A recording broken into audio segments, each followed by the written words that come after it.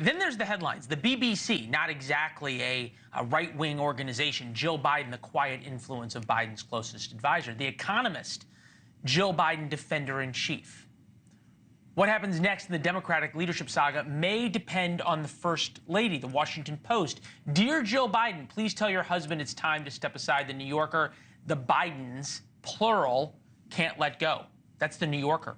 Former Chief of Staff to First Lady Laura Bush, Anita McBride, is with us, out with a new book about the First Ladies. It is good to see you. Thank you, for having me.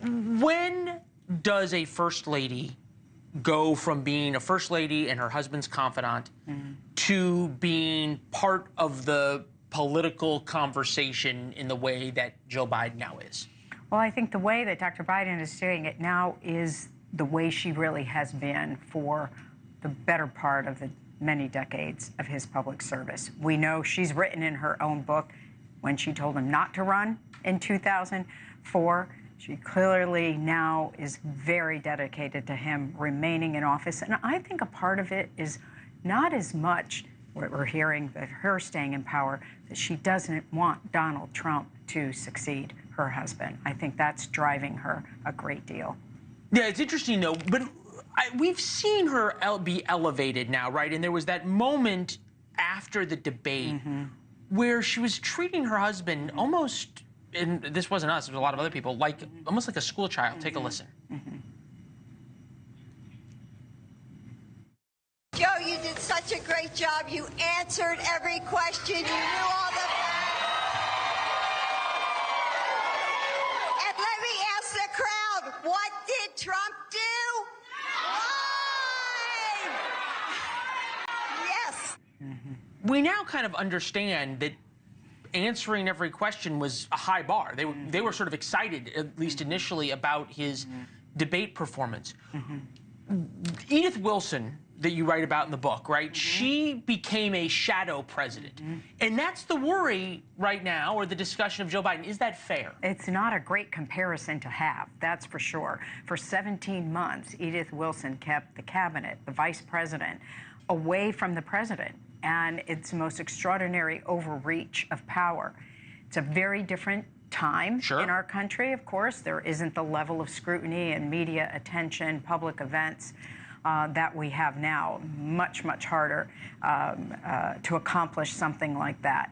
But there is no doubt she's out there, the greatest defender of him, the most vocal advocate. Her campaign schedule is relentless. She campaigns way more than he does. This is the NATO dinner at the White House. Now. She's welcoming everybody to the White House. But again, at what point, if you're out on the campaign trail more than your husband is, right, and you're doing more events without a teleprompter than he is, at what point does she become fair game and loses sort of the protection of, I'm the First Lady, I'm not a politician? And she's being very political right now, and even in some of her state, generally First Ladies, I am a little bit, because First Ladies through history, generally, they have filled the role, even though they're campaigning as surrogates, of being less political, kind of apolitical, kind of turning down the heat of the political rhetoric. But that's not been her role at all. That's certainly not been her MO.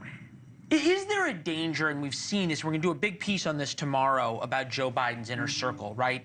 Jill Biden, Hunter Biden, Valerie Biden Owens, Ron Klain, Jeff Zients, Mike Donilon, Anita Dunn, Jen O'Malley Dillon. Is there a danger in the same way, the danger for the president of not having anybody who will tell him the truth, that the Biden inner circle has gotten so insular, there's no one to tell them the truth? That's really dangerous for any president, someone who can't walk in the office and tell you what you don't want to hear. Now, generally, a spouse will do that, and we have spouses in history who have stepped up to that plate. The Lady Bird Johnson example you mentioned, that President Biden is going to the LBJ library. Here's the one First Lady who in 1964, when her husband was running, said, do not run in 1968. And he abided by that. She knew that his political goodwill, or his goodwill with the American people, would not last that long. That's fascinating. So we're going to watch the first couple. We're going to watch President Biden head to the LBJ library. And it was the First Lady who said, "You're done." First Lady who wrote him a memo in 1964, in the spring of '64, while he's campaigning for his first. Sorry, the First Lady wrote the president a memo? Right. Those were the days, right? She was a communications pro. She really was. All right. Remembering the First Ladies is the book, and it's some fascinating stories. Thank you. And I think, boy, now more than ever, the role of the First Lady is what we're paying attention to, because she is so pivotal here. Absolutely. Thank so you great to for see talking about it. I Good to see you. appreciate it. Thanks for watching. Go to joinnn.com to find NewsNation on your television provider. And don't forget to click the red subscribe button below to get more of NewsNation's fact-driven, unbiased coverage.